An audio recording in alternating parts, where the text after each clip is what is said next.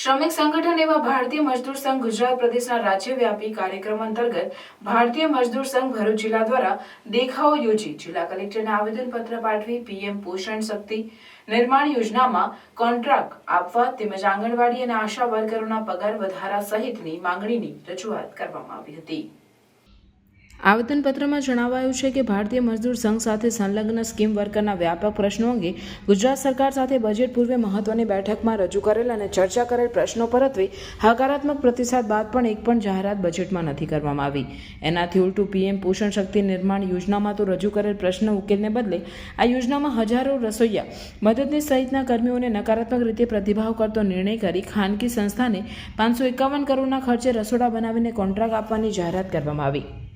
એવી જ રીતે આંગણવાડી માટે આશા વર્કર માટે આશા ફેસિલિટેટર બહેનો માટે પાયાના પ્રશ્નોને નજરઅંદાજ કરવામાં આવ્યા છે।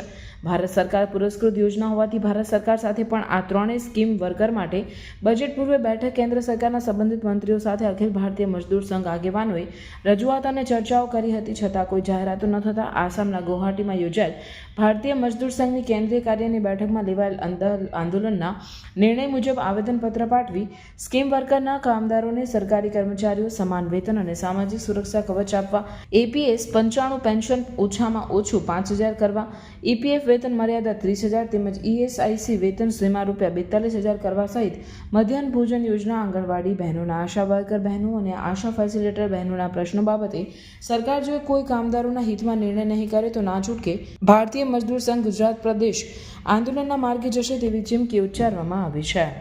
અને હું વિધવાબેન છું। આજે 15 વર્ષથી મારા છોકરા નાના હતા ત્યારના અમે કેન્દ્ર ચલાવીએ છીએ અને આની પર જ અમારું ઘર ચાલે છે।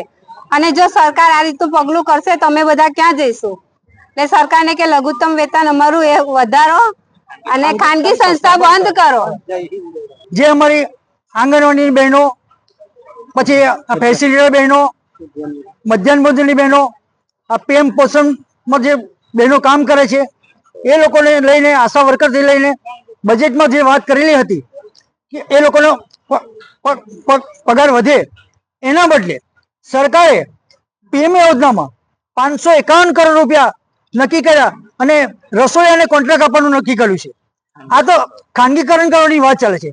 તો જ્યારે અમે લોકો વર્ષોથી આવી સેવા જ્યારે આપી રહ્યા હોય, જ્યારે અમે હકની વાત કરીએ છીએ એના બદલે કંઈક ઉલટું થઈ રહ્યું છે, તો કોઈ સંજોગોમાં આ વસ્તુ નહીં ચલાવી લેવાય। ગુજરાત સરકારનું બજેટ કયું એમાં પણ એક બી નવા જૂની અમારા બહેનોની નહીં કરી, બરાબર છે। અત્યારે જે કેન્દ્રનું બજેટ આવી રહ્યું છે એમાં પણ અમે માંગણી કરીએ છીએ કે અમારા જે કંઈ પ્રશ્નો છે, બહેનોના પ્રશ્નો છે, બરાબર, તમામ બહેનો આશા ફેસિલિટેટરથી માંડીને પીએમ પોષણથી માંડીને, બરાબર, તો જો આ પ્રશ્નો હલ નહીં કરે આ બજેટની અંદર તો અમે ઉગ્ર આંદોલન કરીશું। અને જે અત્યારે પીએફમાં જે યોજના ચાલે છે પેન્શનની, એમાં ઓછામાં ઓછું 5000 પેન્શન કરે, બરાબર, અને ઈએસઆઈની અંદર બી અત્યારે માર્ગ સારો કરે અમારા માટે, બરાબર। અત્યારે લોકો હેરાન થઈ ગયા છે અને ના છૂટકે અત્યારે આવી ગરમીઓમાં અત્યારે આ નહીવત બહેનો જોવા મળી છે, પણ આ બજેટની અંદર જો કોઈ ઉકેલ નહીં આવે તો અમે આંદોલન કરીને જળ બે સળગ બંધ કરી દઈશું। ભારત માતા કી જય। મહિલાઓને એમ કે વધારે આગળ પડતા મહિલાઓને આગળ લાવવાનો, તો આ મધ્યાહન ભોજનમાં તો બધા જે લઘુમતી કોમ છે, ઓબીસી છે, પછી ગરીબ વિધવા ત્યક્તા બહેનો છે અને બધા એસસી એસટી ઓબીસી જ છે, તો પછી એ ગરીબ મહિલાઓ કઈ જશે?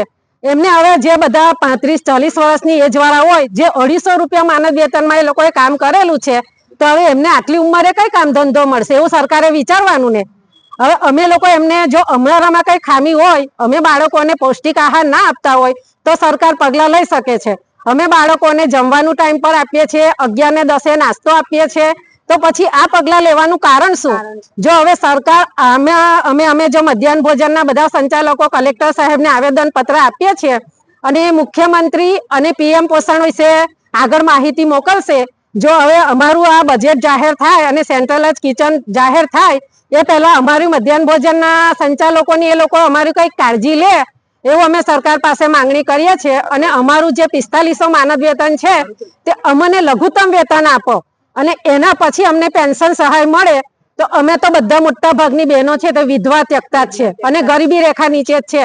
તો અમારા બહેનોનો સર્વાંગી વિકાસ થાય એ માટે અમે સરકાર પાસે આશા રાખીએ છીએ. જો સરકાર અમારી માંગો પૂરી નહીં કરે તો અમે આવતા ધોરણે અમે આનાથી ઉગ્રમાં ઉગ્ર આંદોલન કરીશું અને કડકમાં કડક પગલા લઈશું. અમે બનશે તો વિધાનસભાનો ઘેરાવો કરીશું.